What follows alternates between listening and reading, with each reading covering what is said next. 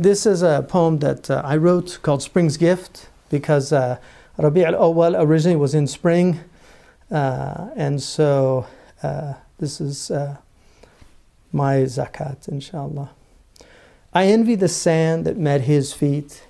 I'm jealous of honey he tasted sweet, of birds that hovered above his head, of spiders who spun their sacred web to save him from his enemies.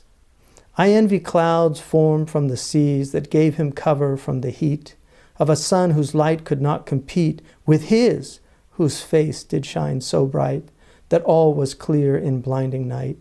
I envy sightless trees that gazed upon his form completely dazed, not knowing if the sun had risen, but felt themselves in unison with those who prayed and fasted too, simply because he told them to, with truth and kindness, charity, from God who gave such clarity.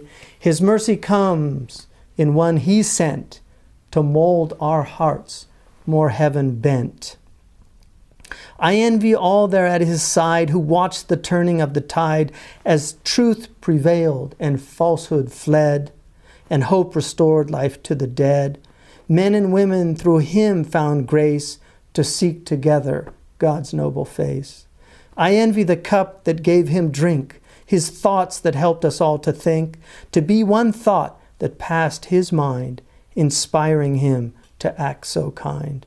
For me this world is not one jot, if I could simply be a thought, from him to God throughout the ages, as revelation came in stages.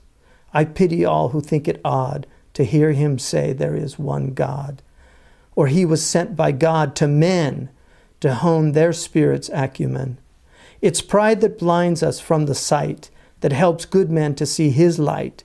He taught us all to be God's slaves, and he will be the one who saves humanity from sinful pride. Muhammad has God on his side.